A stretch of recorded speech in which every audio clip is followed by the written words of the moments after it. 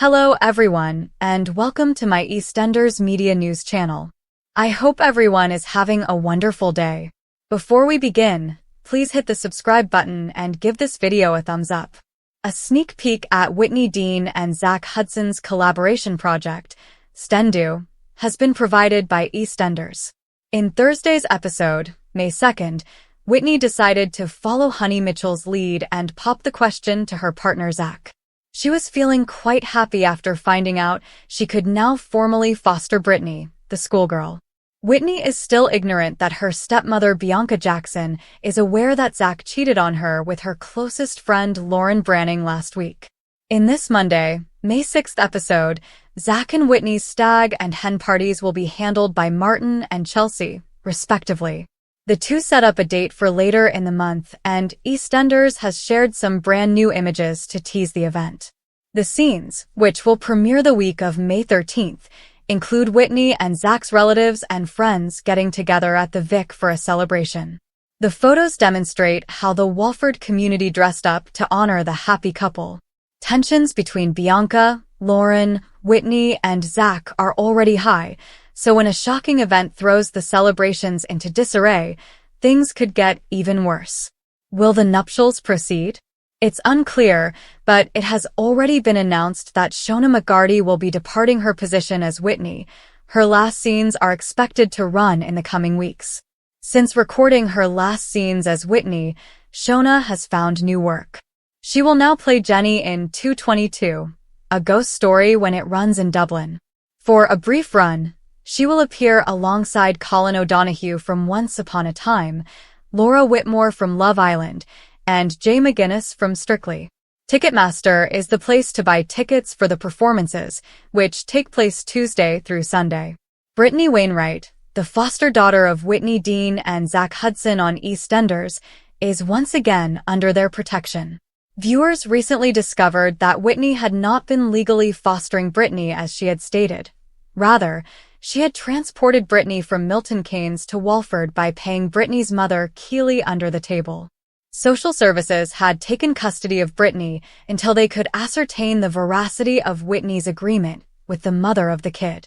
Bianca also found out earlier this week that Zack had planted a kiss on Whitney's closest friend Lauren, threatening to tell Whit the truth unless Zack could get Brittany back home.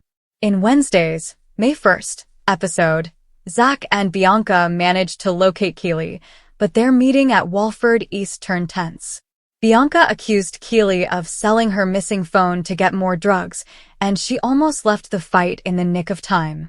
Zack persuaded Keely to inform social services that their plan for Brittany's custody was all above board, in an attempt to persuade her. "I'm going to call the social and tell them to find Brittany somewhere else to live," said Keely. Unable to control herself, Bianca accused Keely of being a bad mother. Zack accused Bianca of sabotaging their attempt to resolve the custody battle after Keely left.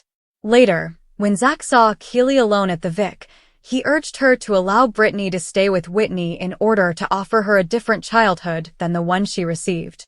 "With me and Whit, we can be there for Brit so she can get help, and then someday, without the worry and stress of having to bring her up, you can get the help you need too, and somewhere down the line you can be there for her," Zack reassured Keely. "Keely, it's not too late. You only need to choose wisely. Bring her home for us." Whitney was having a heated argument with Bianca at home about Zack when he unexpectedly showed up with Brittany, Keely, and her social worker. The social worker disclosed that they would have to iron out the specifics, as Keely had attested to the agreement permitting Brittany to remain with Whitney and Zack. Brittany teased Whitney as they hugged, saying, "You can't get rid of me that easily." Will Bianca, however, be honest with Whitney about Zack and Lauren?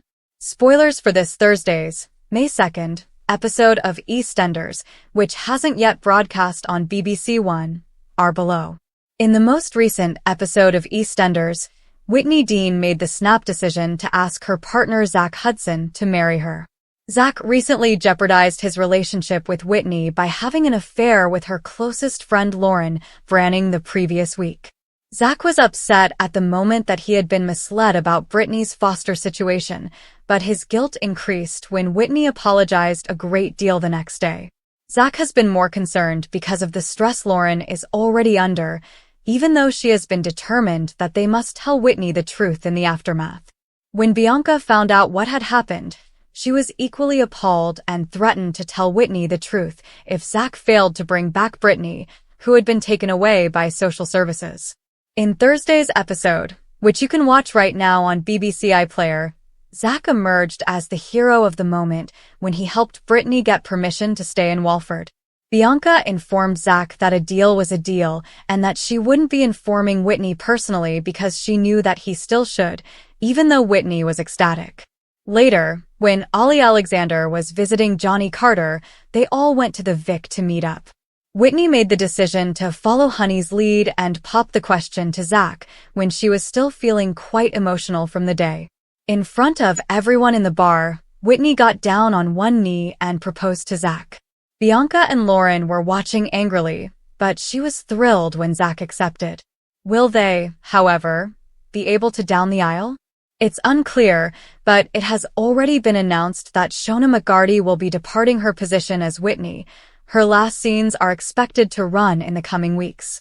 Yassine, who is 21 years Cheryl's junior, is one person who has stood by her side through it all. In 2010, while he was working for a car company and lived in his home Morocco, the two connected online.